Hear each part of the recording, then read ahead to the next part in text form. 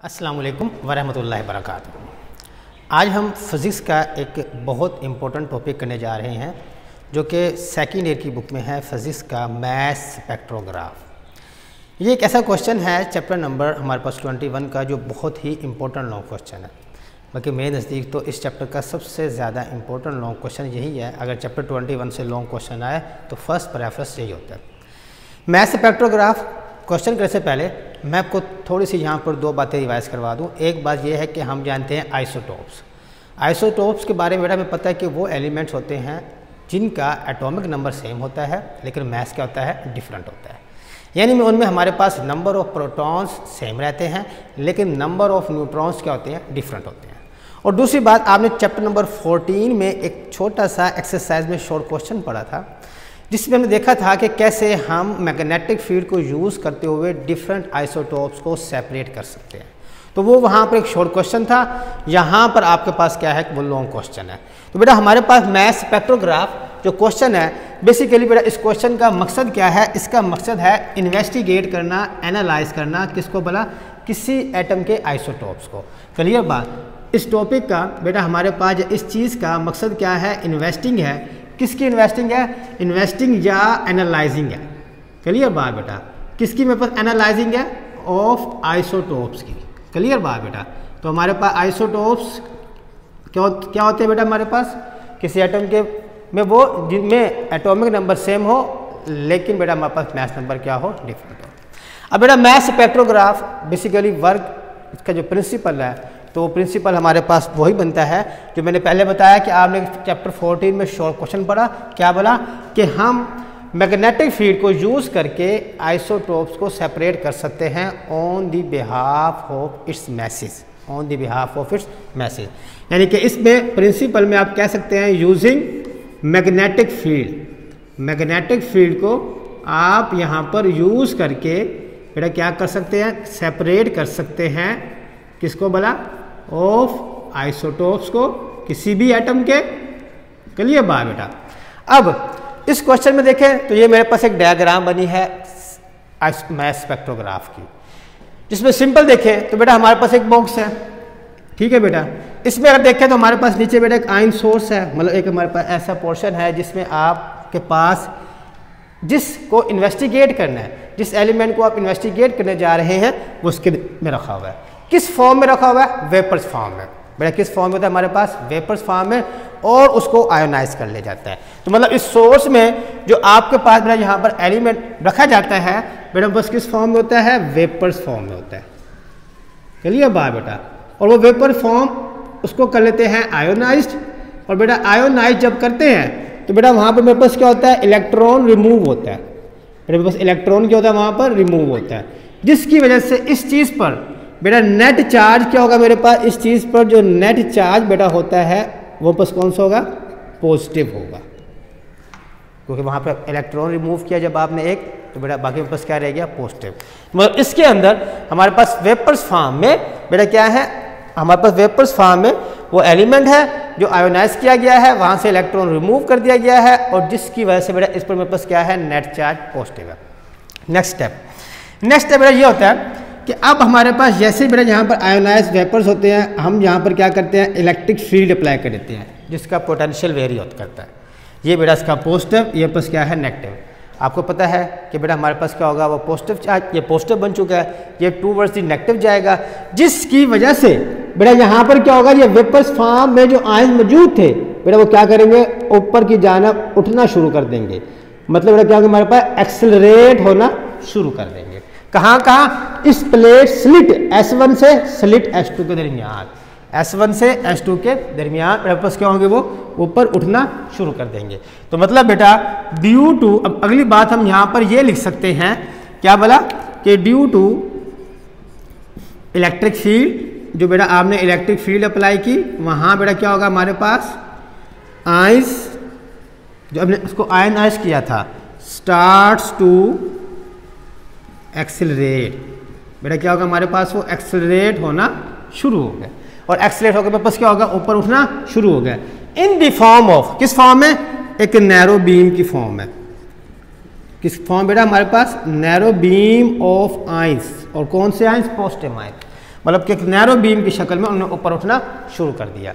हमें पता है कि जब भी कोई चीज़ मूव करती है तो उसके पास बेटा हमारे पास क्या होती है, काइनेटिक एनर्जी होती है। तो मतलब इनके पास क्या होगी, काइनेटिक एनर्जी होगी। अब क्वेश्चन ये है कि आपको पता है कि काइनेटिक एनर्जी अब इनको कहीं से तो मिली है, तो वो काइनेटिक एनर्जी जो एक्सेलरेट कर रहे हैं, एक्सेलरेशन के लिए इनको चाहिए क्या बोला, काइनेटिक एनर्जी। तो बेटा वो काइनेटिक एनर्जी कहाँ से मिलेगी, इसकी इलेक्ट्रिक एनर्जी से मिलेगी। बेटा कहाँ से मिलेगी, इलेक्ट्रिक एनर्जी से। तो हमारे पास क्या चाहिए, रिक्वायर है यहाँ पर क्या बोला, काइनेटिक एनर्जी, जो कहाँ से मिलनी है, जो उसने हासिल करनी है, गेट करनी है, कहाँ से बोला बेटा, इलेक्ट्रिक एनर्जी से। फिर हम लिख सकते हैं, हम बेटा क्या लिख सकते हैं कि इसके जो हमारे पास आयंस की काइनेटिक एनर्जी है, जो ऊपर उठ रहे हैं, वो एनर्जी बराबर है किसके बोला, इलेक्ट्रिकल एनर्जी के। चलिए बात बेटा, काइनेटिक एनर्जी का फार्मूला 1/2 mv²। इलेक्ट्रिकल एनर्जी का बेटा फार्मूला हमने इसी फिजिक्स की बुक में चैप्टर नंबर 12 में पढ़ा था। हमारे पास क्या होता है, Q × V, Q × V। यहाँ बात हो रही है पॉजिटिव चार्ज की, तो मैं लिख सकता हूँ 1/2 mv² = eV। अब बेटा देखें, अक्सर बच्चे यहाँ कंफ्यूज होते हैं। दिस V जो समाल है is use for speed, this V इसको आप थोड़ा सा ऊपर ऐसे करके सेपरेट कर लें ताकि आपको कंफ्यूजन ना हो। ये V शो कर रहा है इसके दरमियान इलेक्ट्रिक पोटेंशियल को, बेटा किसको कर रहा है, इलेक्ट्रिक पोटेंशियल को। चलिए बात, तो मेरे पास एक फार्मूला ये आ गया जो ये बता रहा है कि इनको ऊपर मूव करने के लिए जो काइनेटिक एनर्जी चाहिए वो उतनी ही होगी जितनी आपने यहाँ पर इस बैटरी के जरिए से इलेक्ट्रिकल एनर्जी प्रोवाइड की हुई है, और उसका फार्मूला EV। चलिए बात बेटा, ये एक बात हो गई। अब जैसे ये ऊपर उठे यहाँ पर आ गए, अब हमने इस बॉक्स के अंदर, इस डब्बे के अंदर मैग्नेटिक फील्ड अप्लाई की हुई है। और आपको पता है कि मैग्नेटिक फील्ड अप्लाई होती है परपेंडिकुलर, या तो पेज की तरफ होती है या पेज की क्या होगी, बाहर की तरफ। तो यहाँ पर मैंने डॉट्स लगाए हैं, तो इसका मतलब है कि इसके ऊपर जो मैग्नेटिक फील्ड अप्लाई की गई है वो आउट टू द पेज है। बेटा क्या है हमारे पास, आउट टू द पेज है और परपेंडिकुलर अप्लाई की हुई है। अब बेटा जैसे ही यहाँ पर ये जनाब बाहर निकलेंगे तो इस मैग्नेटिक फील्ड के असर की वजह से बेटा क्या करेंगे, ये सर्कल फॉर्म अचीव कर लेंगे। क्या करेंगे, सर्कल फॉर्म अचीव कर लेंगे, क्योंकि ये बात भी हम चैप्टर नंबर 14 में पढ़ चुके हैं कि जब भी आप किसी ऑब्जेक्ट को परपेंडिकुलर मैग्नेटिक फील्ड के अंदर रखें तो बेटा क्या करते हैं, वो सर्कुलर फॉर्म में मूव करना शुरू कर देते हैं। चलिए बात, तो बस क्या होगा, सर्कल फॉर्म में मूव करना शुरू कर देंगे। अब क्वेश्चन ये है कि ये सर्कल फॉर्म मूव कर रहे हैं विद रेडियस r, लेकिन यहाँ पर मेरे पास ये बेसिकली देखें ना, मैं बेसिक पहले एंड पे जाता हूँ, नजर आ रहा है कि जैसे ही ना हमारे पास एक लाइन थी, यहाँ पर मेरे पास क्या बन गई, दो लाइनें बन गई। मतलब कि यहाँ पर आपका आयन का सोर्स था, जैसे ही यहाँ मैग्नेटिक फील्ड में आया वो सेपरेट हो गया। मतलब पहले एक एलिमेंट था जहाँ पर उसके क्या हो गया, आइसोटोप्स अलग अलग हो गए। अलग अलग क्यों हुए, मैग्नेटिक फील्ड की वजह से हुए।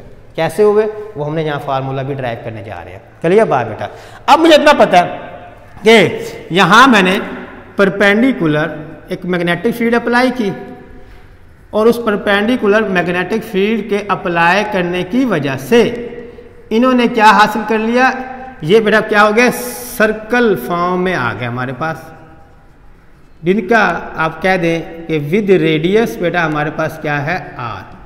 चलिए बात बेटा, और ये यहाँ से निकलकर इस बॉक्स में लगे, इस बॉक्स का नाम है डिटेक्टर। डिटेक्टर मीन्स इसमें क्या कर रहे हैं, आप उनको डिटेक्ट कर रहे हैं। जितने यहाँ पर एक सेकंड के अंदर आयंस आ रहे हैं उतनी क्या कर रहा है, ये डिटेक्शन कर रहा है। तो मतलब यहाँ पर डिटेक्शन क्या है, आयंस पर सेकंड, आयंस पर सेकंड। अगली बात बेटा, अब हमारे पास ये लिख लिया, अब मुझे पता है कि इन्होंने मूव करना है सर्कल फॉर्म में। तो सर्कल फॉर्म में जब भी किसी चीज ने मूव करना हो उसे चाहिए होती है सेंट्रीपिटल फोर्स, और उसका फार्मूला होता है mv²/r। चलिए बात बेटा, अब क्वेश्चन ये है कि वो सेंट्रीपिटल फोर्स कहाँ से मिलेगी। तो बेटा वो सेंट्रीपिटल फोर्स इसको सर्कल में घूमने के लिए मैंने यहाँ बता चुका हूँ मैग्नेटिक फील्ड की वजह से। तो मैग्नेटिक फील्ड की क्या लग रही है, मैग्नेटिक फोर्स लग रही है। तो मैग्नेटिक फोर्स का फार्मूला है F = BeV sin theta. Field है परपेंडिकुलर, एंगल आ गया 90 डिग्री, तो बन गया F = BeV, क्योंकि मेरे पास sin 90 क्या होता है 1। तो यानी कि हमारे पास इसको जो सेंट्रीफ्यूगल फोर्स मिल रही है कहां से मिल रही है? मैग्नेटिक फील्ड से। तो मैं लिख सकता हूं कि मैग्नेटिक फोर्स इक्वल है सेंट्रीपिटल फोर्स। जितनी मैग्नेटिक फोर्स मिलेगी उतनी वहां पर गोलाई में घूमेगा। तो मतलब मैं कह सकता हूं, क्या बोला, हम कह सकते हैं M V square over R is equal to B E V. ये वी क्या बेटा हमारे पास इलेक्ट्रिक पोटेंशियल है। बेटा हमारे पास यहाँ पर वी क्या है, नहीं हमारे पास क्या है, स्पीड ही है। ठीक है बेटा, हमारे पास क्या है, स्पीड है। अब इसको हम क्या कर लेते हैं, सिंप्लीफाई बेटा कर लेते हैं। जब हम इसको सिंप्लीफाई करेंगे तो मेरे पास क्या होगा बेटा, एक वी क्या हो गया, वी स्क्वायर से कैंसिल, तो ये बन गया M V over R is equal to B E. यहां अगर मैं एम निकालू तो मेरे पास एम इक्वल होगा B E R over V के, B E R over V. अब इसको कह दें बेटा आप बेशक इक्वेशन नंबर 4। अब इसको मैं और सिंप्लीफाई कर लेता हूं, और सिंप्लीफाई मैं ऐसे कर सकता हूं कि इस इक्वेशन से जो मैंने 1 लिखी थी यहां से मैं इस v की वैल्यू फाइंड कर सकता हूं। तो आप अगर यहां से v की वैल्यू फाइंड करें फ्रॉम इक्वेशन 1 तो हमारे पास v स्क्वायर इक्वल है किसके बला बनेगा, 2ev ओवर m। आप v स्क्वायर यही ना दें, ये 2 मल्टीप्लाई, ये क्या हो गया डिवाइड, तो मेरे पास बन जाएगा v square equal to 2ev over m। आपने v चाहिए तो बेटा यहाँ पर क्या ले लेंगे हम, स्क्वायर रूट, तो बन जाएगा v is equal to 2e, ये v पोटेंशियल का, ये स्पीड का ओवर m। इसको पुट कर दें इक्वेशन नंबर 3, पुट कर दें v को इनटू इक्वेशन नंबर 3, तो मेरे पास जो बेटा हमारे पास फार्मूला बनेगा वो ये बन जाएगा m is equal to B E, और मेरे पास v किसके इक्वल है, 2e v ओवर m।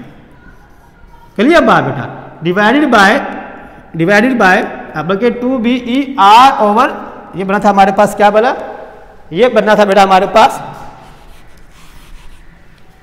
ये बन गया b is equal to m is equal to b e r over v। v क्या बेटा हमारे पास 2ev over m under root. हम बेटा इसे सॉल्व करने के लिए क्या करेंगे, बोथ साइड पर स्क्वायर ले लेंगे, तो बन जाएगा formula m square is equal to b square e square r square over, ये बेटा m भी बचा जाएगा, ऊपर m आ गया 2ev, v से v स्क्वायर कैंसिल कर लिया बात बेटा, m से बेटा हमारे पास क्या हो गया, m स्क्वायर कैंसिल, तो मेरे पास जो बाकी फार्मूला बचेगा वो बचेगा m is equal to E V square E we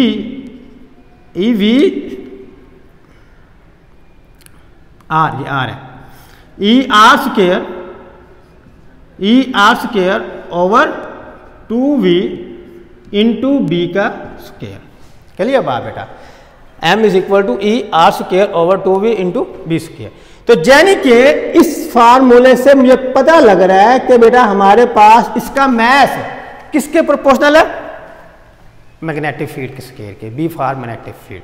अब बेटा इससे हम ये कंक्लूड कर सकते हैं, क्या बोला, कि इसके जो डिफरेंट मैसेज हैं अगर मैं इन वैल्यूज को सेम रख दूं, मतलब चार्ज की वैल्यू भी सेम, आर उसका रेडियस भी सेम रख दूं, 2 भी सेम और v भी सेम, तो बेटा b की वैल्यू को आपके चेंज करने से एडजस्ट कर सकते हैं जितने बेटा कहते हैं हमारे पास जिस मैथ का आपको आइसोटोप्स रिक्वायर्ड है।